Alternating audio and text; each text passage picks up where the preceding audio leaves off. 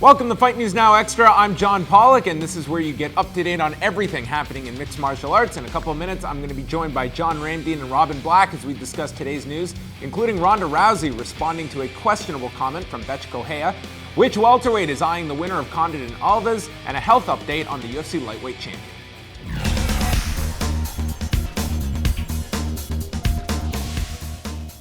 It was just over 2 months ago that Rafael dos Anjos became the UFC lightweight champion, defeating Anthony Pettis at UFC 185 in Dallas. He did so with a torn MCL and is still recovering from the injury. Ariel Helwani reported on UFC Tonight through his manager, Ali Abdelaziz, that dos Anjos is looking to return in December and a possible rematch with Donald Cerrone, who has won his last 8 fights since losing to dos Anjos in August of 2013. Carlos Condit and Thiago Alves will headline this Saturday's UFC Fight Night card from Brazil, and another welterweight is hoping to land the winner of that fight. Matt Brown spoke on the Great MMA Debate podcast that after he fights Tim Means at UFC 189, he would like to fight the winner and is picking Condit to get the victory this weekend. Brown last fought in March at UFC 185, where he dropped a decision to Johnny Hendricks. And Bethe Correia is receiving criticism for the following statement she gave regarding her upcoming title fight with Ronda Rousey, where she said, quote, "There are a lot of people around her. She's winning, but when she realized that's not everything, I don't know what might happen. I hope she doesn't commit suicide," end quote. Rousey responded, stating that suicide is not a joke or a selling point to a fight, and bringing up that her father will be with her when she fights Correia. Of course, Rousey's father had a debilitating back injury and took his own life when Rousey was a young child. Saturday night, we will be presenting our live pre-fight show at 7 p.m. Eastern Time, counting down to the preliminary card from Brazil, which is airing here exclusively on Fight Network in Canada with 4 fights from Brazil. Look who stopped by. It's John Ramdine and Robin Black with a Robin Black-inspired shirt, no less. It's got lobster and I fries. love it. People on YouTube love that shirt, by the way. It's a great It shirt. always gets thumbs up.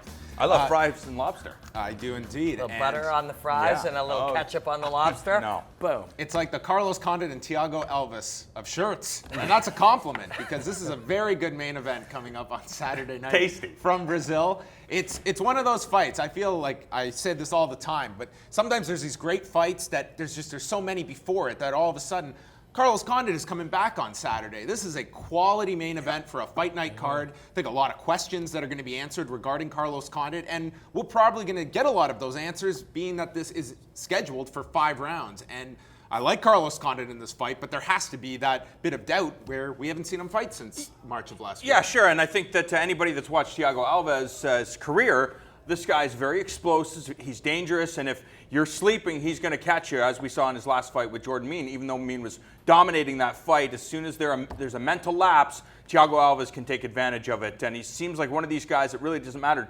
We go back and look at that time where he failed to make weight against Matt Hughes. He still came out dangerous. It didn't affect his performance, stopped the welterweight great. So even though Carlos Condit is technically one of the best fighters at welterweight or in any division in the UFC, Thiago Alves presents a lot of problems. Thiago Alves is an extremely high-quality fighter. His level of ass kickery is very, very high. And he's an awesome fighter to watch. He's coming off injuries himself. So I mean this with absolute no disrespect. He's a huge and phenomenal fighter. But Carlos Condit is going to knock out Thiago Alves. Then he's going to knock out Matt Brown, and then he's going to be fighting for a title. Carlos Condit is truly one of the best fighters. If you're going to beat him, you're going to beat him with wrestling, and it's going to be elite, off-the-chart wrestling like Johnny Hendricks did. Alves is a great wrestler, a great jiu-jitsu fighter, a great kickboxer. He's solid. But we're all going to be forgetting how good Carlos Condit is, and Sunday morning we're all going to be saying, "Oh my God, I can't believe I forgot how good this guy is." He's certainly a welterweight that you insert into that mix, and there are many interesting fights to make. The Matt Brown one is very interesting. The rematch with Rory, a fight with Robbie Lawler. I think right now 170 pounds, and just the idea of a whole bunch of different matches with Carlos Condit and some of the top guys. Very exciting if you're a fan of the welterweights. And also really riding this wave at Jackson Winklejohn. They had a great night at UFC 187 and look to continue that with Carlos Condit on Saturday night.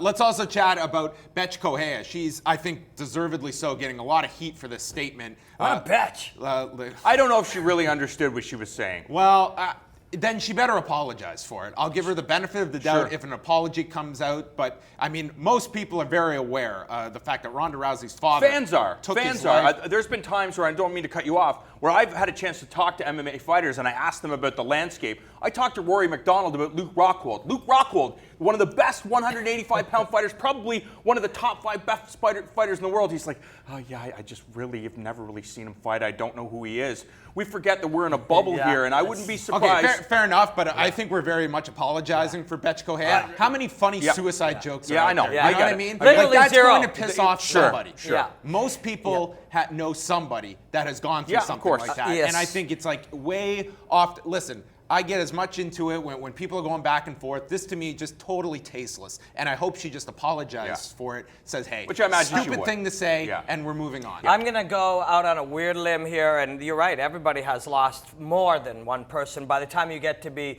30 and 40 and 50, it's affected everybody's life. It's a horrible thing. There is no funny suicide joke or comment in the world. But this is a fight game, and how far are you willing to go? Yeah. Are you willing to truly be hated by everybody, judged by everybody? And I'm judging her. She's a bitch. That does sound pretty good. I do like saying that. It's a long time till August 1st. Yeah, it's true. But how far are you willing to go? Is it... No, you can't beat Ronda Rousey. Nobody's beating Ronda Rousey. Could you... What if you made her angry? What if you took her off her game? I don't think you want to make her angry, but you got to try something. What if you pushed it so far that we all hate you and we judge you, and 3 guys in Canada are sitting up here judging you, and every more fan people are is, tuning in. Yeah, you're getting tuning more in. money off the How back end. far are you willing to go? You know, how far are you willing to go? Some people are willing to go very far. Of course. Last thing, are you surprised at all that Ronda Rousey is so willing to go into this fight in Brazil, where I think there's a lot of champions that have flat out said they are not doing that. Yeah, she doesn't She's care. a lunatic. She is a lunatic, but she doesn't care. She seems to have, there's no fear there. She is somebody that's willing to, blaze trails, and I think because of that, that's why she's one of the biggest stars in the world. And she's a sensation seeker, and she wants new Yeah. challenges, and she's never been booed to that level, never been hated. It's a new experience for her. She wants it. All right, that wraps us up. More of Fight News Now Extra is coming up next. Stay tuned.